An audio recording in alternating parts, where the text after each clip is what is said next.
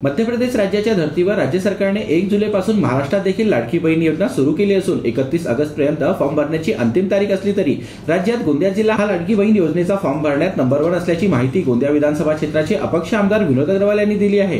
गोंदिया विधानसभा क्षेत्रात 82,000 महिलांनी लाडकी बहीण योजनेचा आतापर्यंत अर्ज भरला असून त्या 70,000 महिला यात पात्र झाल्या आहेत, तर 5,000 महिलांनी या योजनेचा ऑफलाईन अर्ज दाखल केला असून लवकरच त्यांचे अर्ज देखील मंजूर करण्यात येतील। तर ज्या महिलांनी लाडकी बहीण योजनेचा अर्ज दाखल केला नाही तर त्यांनी 31 ऑगस्ट पर्यंत अर्ज भरावे अशी विनंती आमदार विनोद अग्रवाल यांनी लाडक्या बहिणींना केली आहे। तर नगर परिषद क्षेत्रात या योजनेचा फॉर्म भरण्यासाठी ऑनलाईन केंद्र तसेच ऑफलाईन केंद्र तयार करण्यात आले आहे।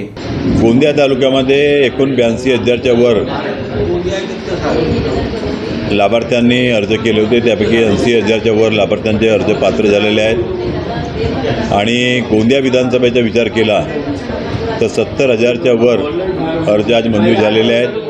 5,000 ऑफलाईन अर्ज आज प्रलंबित आहेत आणि येणाऱ्या 17 तारखेच्या पूर्वी हा आकडा आपल्याला 80,000 पर्यंत कसा नेता येईल याकरता सर्व प्रकारची उपाययोजना आपण केलेली आहे आणि 70,000 अर्जांना कालच आम्ही ज्या कमिटीच्या निवड समितीच्या अंतिम यादी मान्य करण्याचा जो अध्यक्षपद माझ्याकडे आहे आणि आमचे सदस्य आहेत त्यांच्यासोबत आम्ही या सर्व 70,000 अर्जांना मान्यता दिलेली आहे। निश्चित रूपाने त्यांनासुद्धा पुन्हा मान्यता मिळणार आहे आणि जे कमतरता त्या अर्जांमध्ये होती त्या 3-4 दिवसामध्ये जवळपास 4,000च्या वर आकडा आपल्या गोंदिया तालुक्याचा होता, तो आता फक्त 1,000वर आलेला आहे आणि त्यांचे अर्ज त्यांना सुधारता येतात आणि ते निश्चित रूपाने पात्र होतील। शहरी भागामध्ये 2.5 लाखापेक्षा जास्त उत्पन्न असणारे अनेक लोक असतात, व्यापारी असतात, उद्योगपती असतात, अनेक नोकरी करणारे लोकसुद्धा या ठिकाणी वास्तव्य करतात आणि त्यांना या योजनेचा लाभ देता येत नाही। ज्यांचे उत्पन्न 2.5 लाखपेक्षा कमी आहे अशा लोकांकरता ही योजना आहे आणि म्हणून ग्रामीण भागाच्या तुलनेमध्ये शहरी भागामध्ये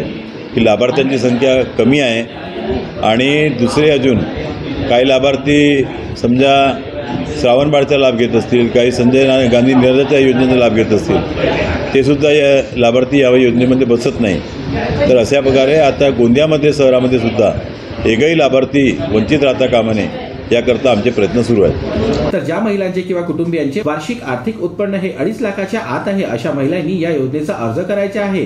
तर ज्या महिलांनी लाडकी बहीण योजनेचा अर्ज दाखल केला अशा लाडक्या बहिणींना रक्षाबंधनाआधी एक किस्त देण्यात येणार असल्याची माहिती गोंदिया विधानसभा क्षेत्राचे अपक्ष आमदार विनोद अग्रवाल यांनी दिली आहे। जीबी न्यूजचे प्रत्येक अपडेट मिळवून घेण्यासाठी तुम्ही आमच्या चॅनलला लाईक करा, सबस्क्राइब करा आणि शेअर करा, तसेच बेल आयकॉनला सुद्धा प्रेस करा। आपला जिल्हा, आपली बातमी, जीबी न्यूज गोंदिया।